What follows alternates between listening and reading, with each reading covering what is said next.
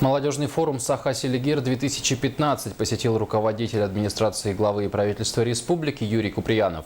Он встретился с молодежью направлений «Мы россияне» и «Информационный поток» и рассказал об основных направлениях работы правительства Якутии, а также ответил на вопросы и выслушал предложения активной молодежи.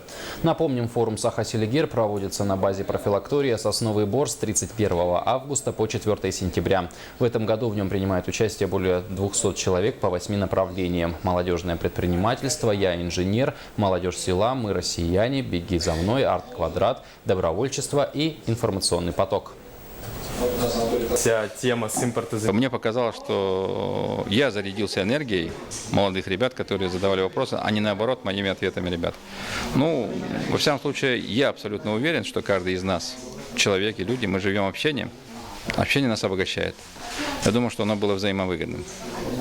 Еще ребята обещали мне дать ответы, как улучшить подписную работу у нас, средств массовой информации, поскольку здесь были журналисты. Ребята обещали мне написать, что читать, чтобы понимать молодое поколение. Это было главное, наверное.